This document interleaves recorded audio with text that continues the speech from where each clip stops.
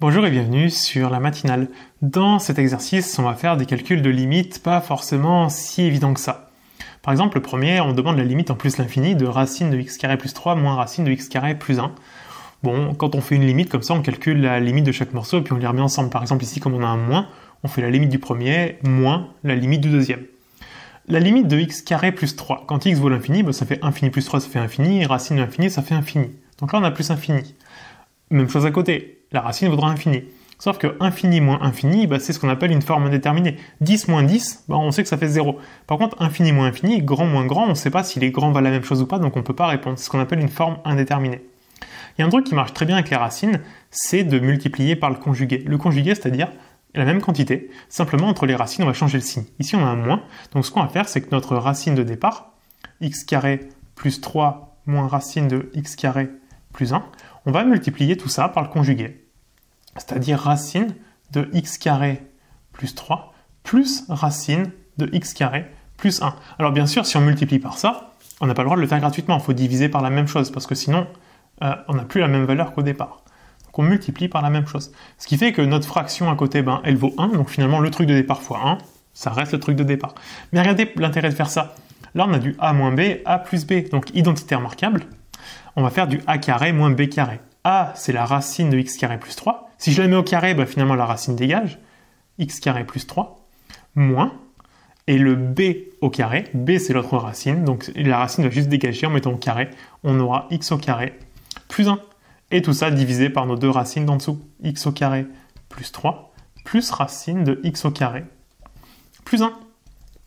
D'où l'intérêt de multiplier par le conjugué, c'est pour faire apparaître en fait le a plus b fois a moins b qui met des trucs au carré. Et comme il y a des racines, ça va juste les faire disparaître. Regardez au numérateur ce qui nous reste. X carré moins x carré, ça dégage. 3 moins 1, il reste 2. Et en bas, on a nos deux racines. Maintenant, on peut peut-être recommencer à nouveau à calculer la limite. Alors, au numérateur, la limite de 2, ça c'est évident, il n'y a pas de x, donc ça vaut toujours 2.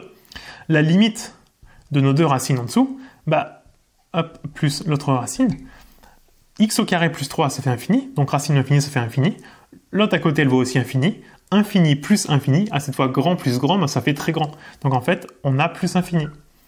Et quand on divise un nombre par de l'infini, ça fait toujours 0. Donc la limite du truc de départ, ça va être égal à 0, et on a calculé la limite. On pouvait en avoir une intuition quand même dès le départ, parce que, en plus l'infini, le plus 3 et le plus 1, ils n'ont aucune importance. Donc c'est comme finalement si on faisait racine de x au carré moins racine de x au carré, qui donne 0.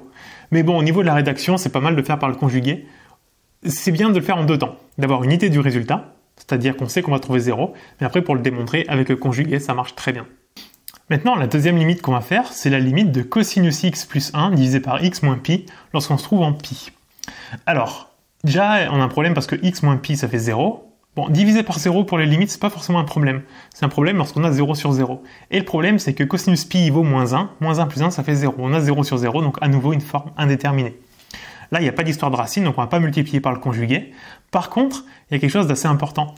Notamment quand on se retrouve avec de la forme x moins quelque chose au dénominateur. On pense très fortement à un taux d'accroissement. On se rappelle qu'un taux d'accroissement, c'est f de x moins f de a divisé par x moins a. Donc on retrouve pas mal cette forme-là. Et quand on fait la limite de ça au point a, en fait, c'est simplement la dérivée de f au point a.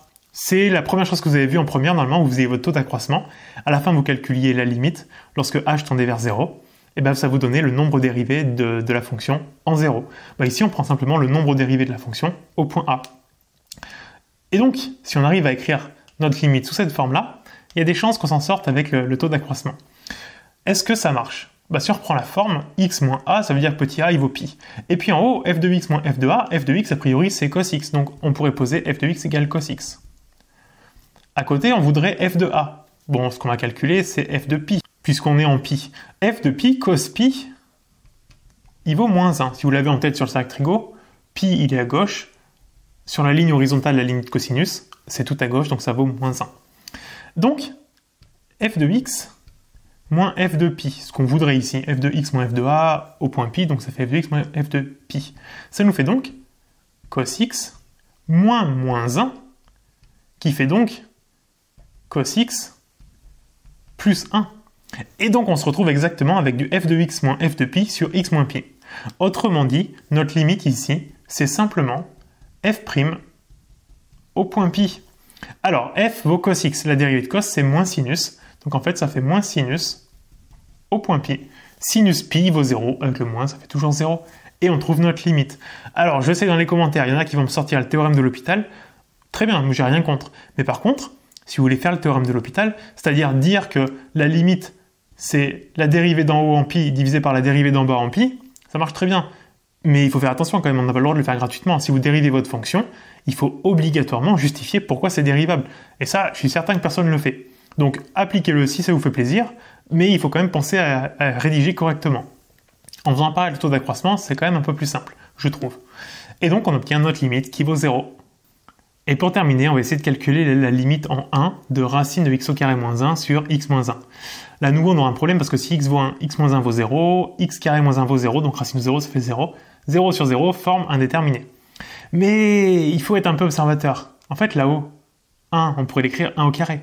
Ce qui veut dire que on a une identité remarquable, a carré moins b carré. X carré moins 1 carré, c'est égal à racine de a moins b fois a plus b, donc x moins 1, x plus 1.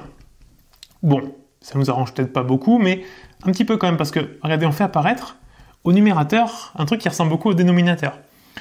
Le x moins 1. Bon, il est coincé avec le x plus 1 pour le moment, mais racine d'une multiplication, c'est racine du premier fois racine du deuxième.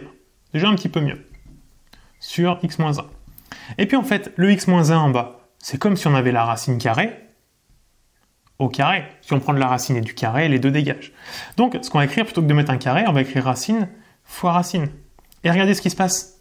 Nos deux racines ici, on peut en virer une en haut, une en bas. Il nous reste donc racine de x plus 1 divisé par racine de x moins 1. Et donc là, on va recalculer notre limite. Alors, la limite du numérateur, racine de x plus 1. Quand x vaut 1, ça fait racine de 2. C'est facile. Et la limite du dénominateur. Quand x vaut 1. X moins 1, ça fait 0. Racine de 0, ça fait 0. Alors, quand on a un 0 dans une limite, on se demande toujours est-ce que c'est un 0 positif ou un 0 négatif, parce que ça changera tout. Racine de 2 sur un 0 négatif, ben, le résultat plus sur moins sera négatif. Et racine de 2 sur un 0 positif, plus sur plus, ça fera positif. Donc ça change absolument tout. Mais une racine carrée est toujours positive, donc en fait c'est obligatoirement un 0 plus ici. Donc, notre racine de 2 divisé par 0 plus, on sait qu'on n'a pas le droit de diviser par 0 en maths. Mais en limite, on fait des choses un peu interdites. Une division par 0, c'est-à-dire qu'on ne va pas diviser par 0, on va diviser par des miettes. Dans racine de 2, combien de fois je peux mettre des miettes? Eh bien, je peux en mettre une infinité de fois. Dès qu'on divise un nombre par 0, ça fait toujours de l'infini. Plus ou moins selon les signes, mais ça fait toujours de l'infini. Ici, comme on a un positif par un positif, ça va faire du plus infini. Donc la limite de notre fonction de départ, ça va être plus infini, et on a à nouveau trouvé la solution. On en a terminé pour ces 3 petites formes déterminées. J'espère que ça vous a aidé. N'hésitez pas à me mettre un gros pouce en l'air si c'est le cas.